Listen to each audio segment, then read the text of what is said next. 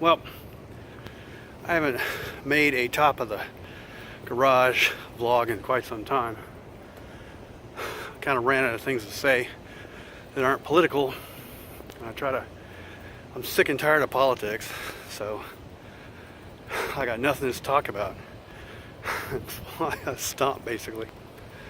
I got more traction off of a recent video I put up that was just me talking about being under the bridge and hanging out underneath there and looking at all the water that's not there. That's a drainage ditch, by the way. I went on Google Maps and looked it up. That's a giant drainage ditch for a neighborhood that has a huge pond, or several huge ponds in it. And that's the overflow. So if anything massive happens, tons and tons of rain, hurricanes, crap like that, drains out of that, underneath that bridge. Which is great, but it reminded me that videos are not about what you want to say, they're about what people want to see or want to talk about. There's a million bazillion people out there doing cool content, and I don't really think I don't think that's what I started out doing. If you go look at my early videos, it's all just clips and crap stuck on YouTube. I'm kind of thinking I need to go back to that.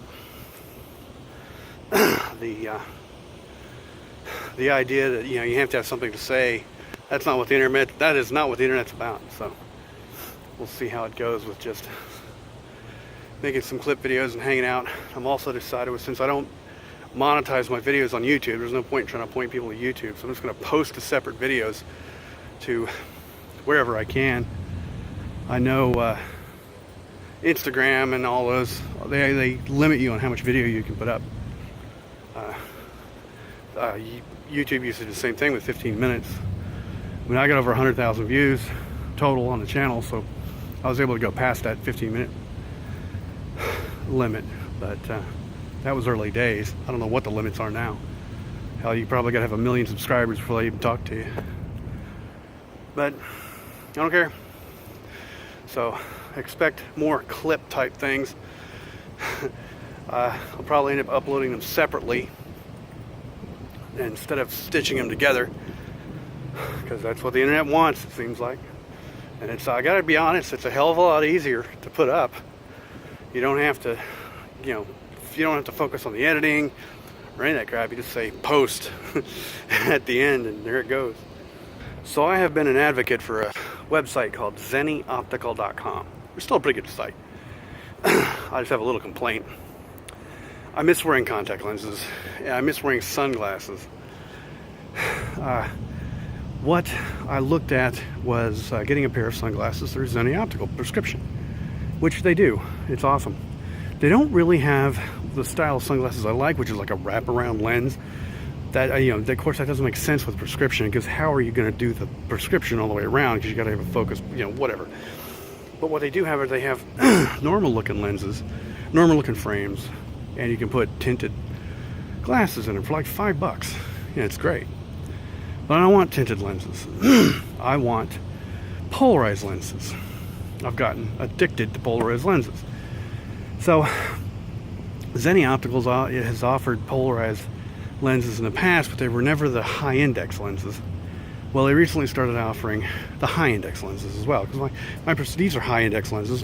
My prescription's gotten high enough to where if I don't get the super high index lens, they're actually pretty thick, nasty. Once you hit the 3s, which I'm in, plus or minus 3, you start getting thick lenses, and thicker than you'd really want.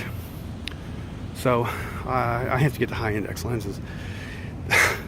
So you go look at the lenses they have picked out for sunglass frames, $35 a lens for the frames, and you go start digging around for the polarized high index lenses, $102 upgrade. So polarized high index lenses in a you're talking $136. And I'm sitting there thinking, you're approaching the cost of contact lenses and a cheap pair of sunglasses. Contacts cost me about $300 because I finally found brand that really work well for me, but they're not cheap. They're not the cheap ones for sure, by any measure. But they work great for me.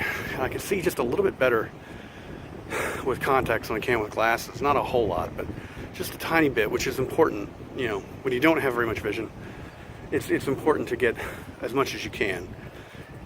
I just like wearing contacts. I just prefer not wearing contacts, and I do miss wearing sunglasses. I'm trying to budget. You know, okay, we need tires on the car. We just spent a whole bunch of money on the house. No, it's not in the cards. So, no is the answer. No, I'm not going to get prescription sunglasses because I know if I don't get the ones I want, I won't wear them. And if I don't, and I don't really want prescription sunglasses, what I want is contacts, which are more than double the cost of prescription sunglasses. That's what I really want is contacts. And the ones that work for me are $3 something a year. But I can wear them basically, you know, days on end. Not, you know, taking them out every night and cleaning them, but I can wear them for a week without really worrying about them causing an issue, and then take a day off. Like I said, you know, cleaning them every night, but oh man, I miss wearing contacts. I miss wearing sunglasses. It's one of those, you know, life decisions you have to make when you get old. It's like, dang it, I have to just knuckle under and pay the bills instead of getting what I want. Welcome to adulthood.